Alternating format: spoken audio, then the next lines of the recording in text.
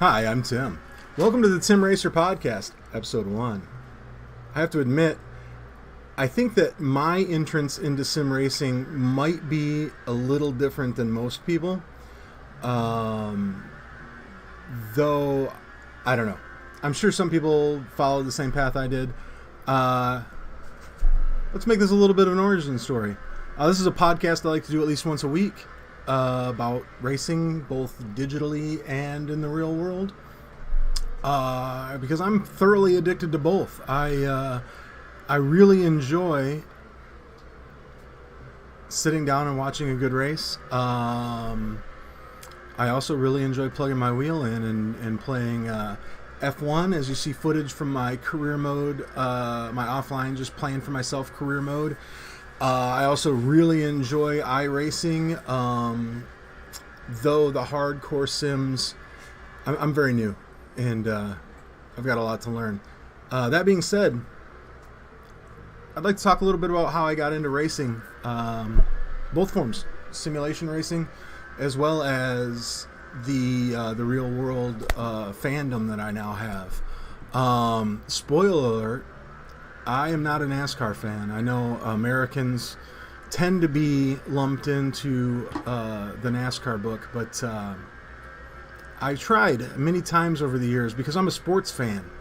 I love sports.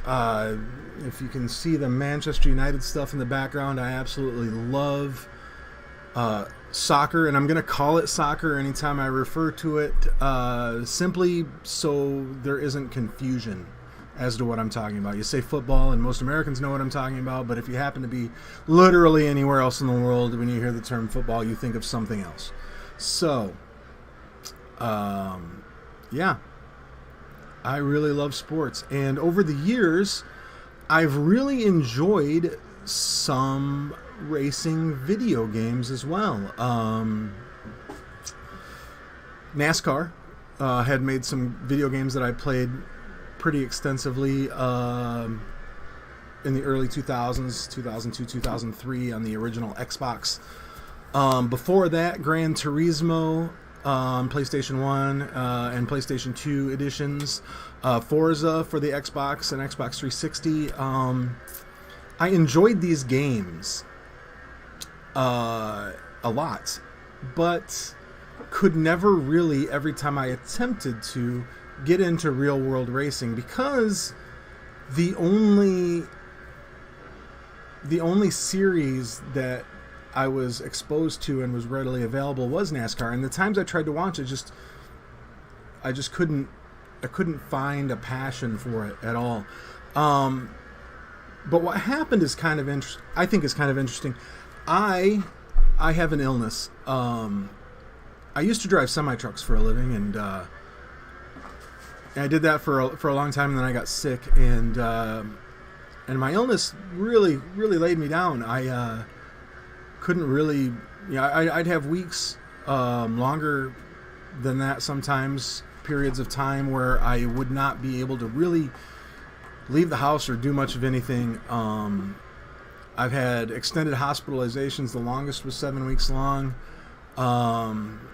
because of my illness, and during those times of just feeling ill, I would look for things to entertain me. Obviously, being a guy who loves games, I like video games, but again, I was not what you'd call a gamer because I had a job that didn't allow that. When you're a truck driver and you're gone 5 days a week, and you have young kids at home, when you're home, you're not spending time playing, the latest Elder Scrolls game or diving into an MMO or whatnot. You're doing what you got to do to get as much time in with your wife and kids as you can.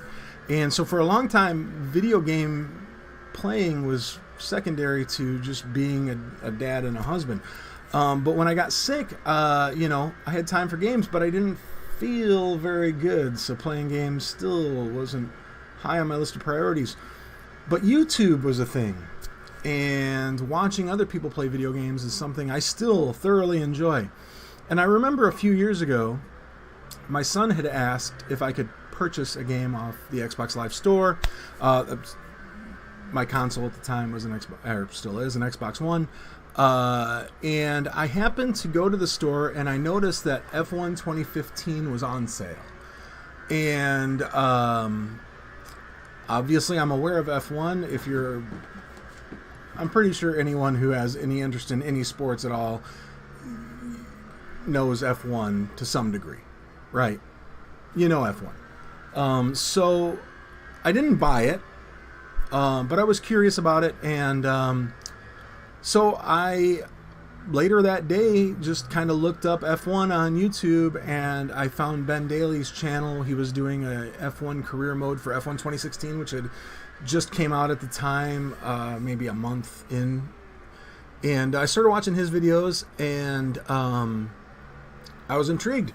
Holy crap, this is awesome. Like, I didn't know the rules of F1. So when you start learning the rules and you learn the nuance of strategy that goes in, that these teams put into a race weekend, the tiered qualifying, the staged qualifying, I should say, the fact that the top 10 guys in Q2 have to use the tires that were on their car when they set the fastest lap during that stage of qualifying, to start the race on, the strategy I found the strategy to be very fascinating.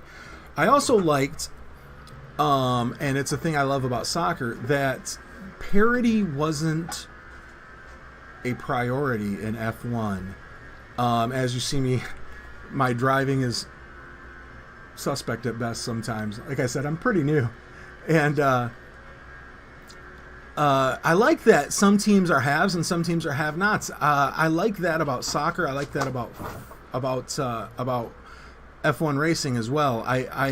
While I think there is a place for parity in sport, I think we as Americans expect it to the point where we do some things that I don't understand. I don't know why when a team like I live in Michigan.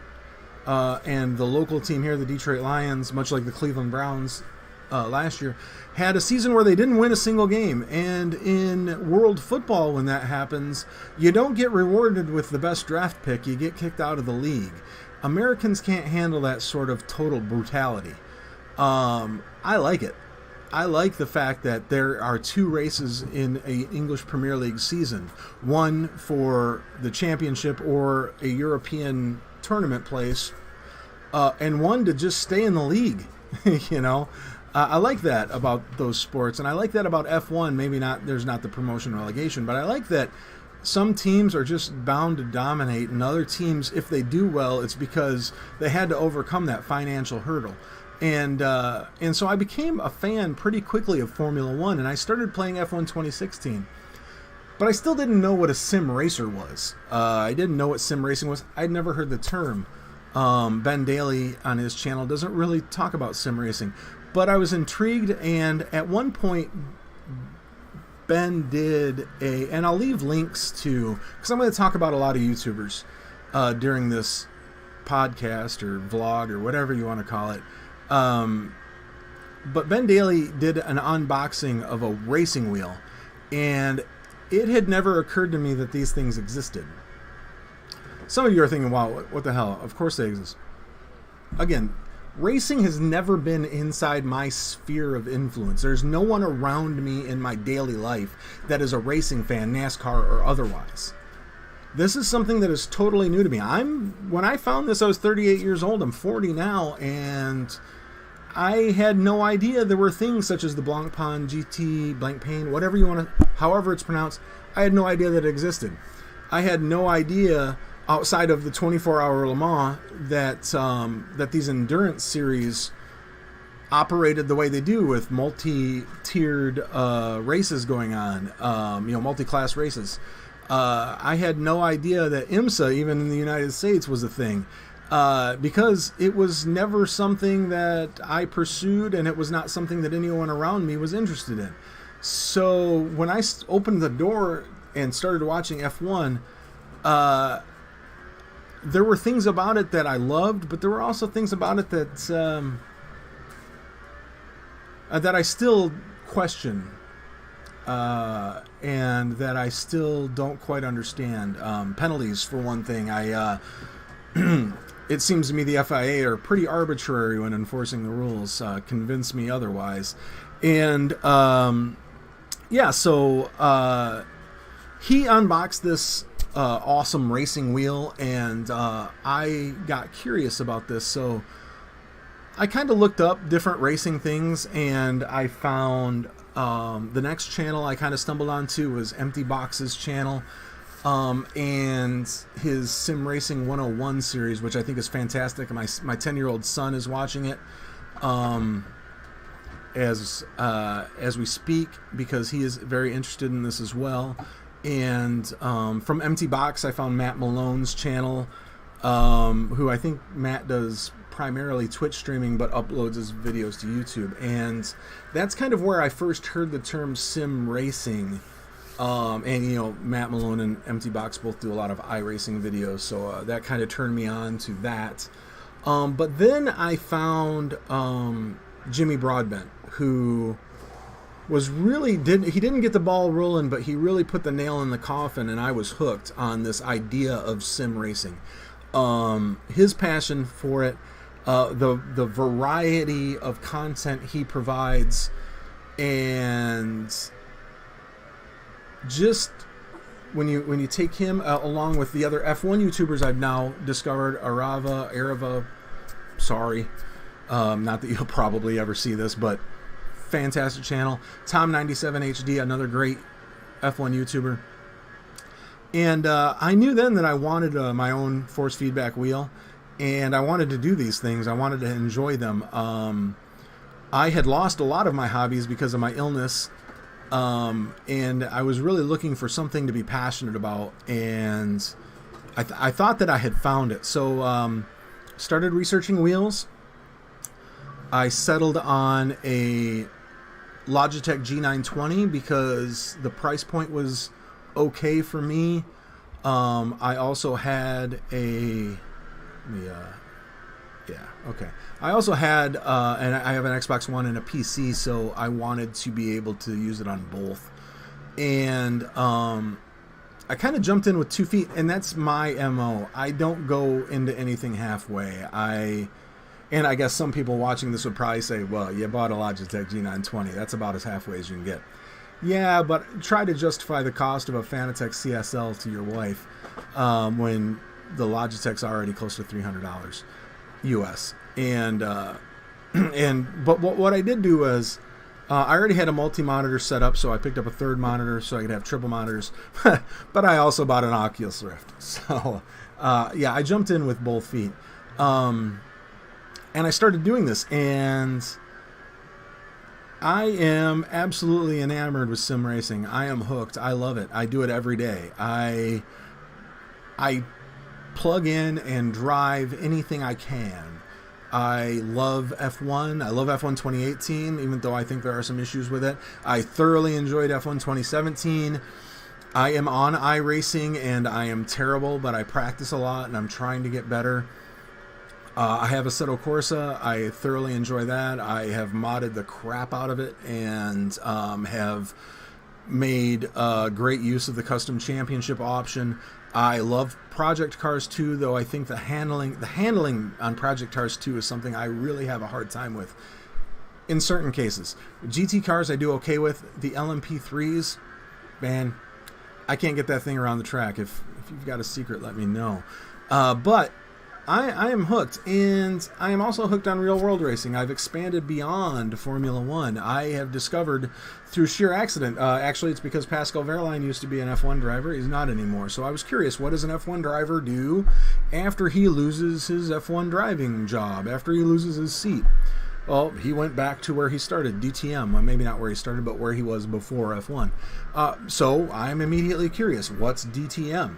What is this thing? So I look into it, and now I am enamored with DTM. I love that series.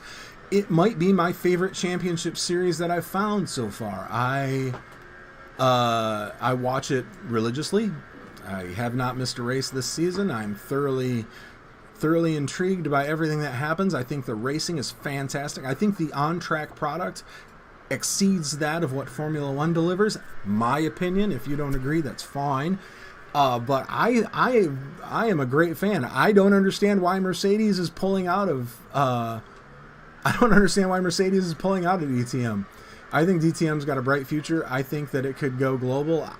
That's just my opinion. Maybe it won't, because there are other GT series, obviously, out there that are doing quite well. But yeah, I found DTM, and then I found IMSA, and their website gives you a lot of great content. And I'm looking for more stuff. I want to understand endurance racing, but I don't know how you watch it. How do you watch a 24-hour race? I'm the kind of guy, I'm a completionist. I don't have OCD, but if I do, it manifests itself in the form of I want to watch every minute of what I'm doing. If I am into a hockey game, which I watch very regularly, I'll pause it when I leave the room because I don't want to miss a minute. That doesn't seem possible with a 24-hour or even a 12-hour race. I don't mind a 6-hour race because I'm an American. I grew up watching baseball and football. Those sports regularly take close to 4 hours. It doesn't bother me if if a race takes 4 or 6 hours. I'm down, but I can't wrap my mind around how you watch a 12-hour or a 24-hour race. And I'm constantly looking for new racing series to get excited about. I asked on Twitter a couple weeks ago if any of my favorite YouTubers happen to know, like, look, what should I be watching? Simply because if you haven't grown up around it, if it's not part of your life on a daily basis, it can be a little hard to figure out what's worth your time and what's not. So if you happen to know of a good series and a way that I can watch it in the US, that's the big thing. I would love to watch the BTCC, but I haven't really found a good way to consume it here in the US. I would love to watch excuse me, other things as well, and when I find them on YouTube, the full race is available, but not for me in the US. So that's a problem. Anyway, that's my story. That's how I got into sim racing, and I think that's about all I need to say for episode 1 of the Tim Racer podcast. I plan on uploading a lot more content here as we go. Pardon me. I want to start streaming my experience in iRacing. I'm not sure if anyone will want to watch somebody who's not great at it, but we'll find out. I know that the reason people watch guys like Matt Malone and Jimmy Broadbent and Empty Box and others, Ben Daly's channel, Arava Tom 97 HD. I don't want to leave anybody out. I know the reason they watch them is because they're excellent at what they do. I'm not going to be that. I plan on documenting a journey that I hope leads me to excellence, so that someday I can look back and say, wow, I can't believe how terrible I was. But now I'm here. I'm hoping that's what happens. So look for, I hope, lots of content coming in the future. I also would love to do a complete career mode playthrough on Project Cars 2. I'm also really looking forward to Assetto Corsa's Competizione release, as I think that's going to be great fun. So thank you for taking the time to watch this. Look forward to more in the future, and have a great day.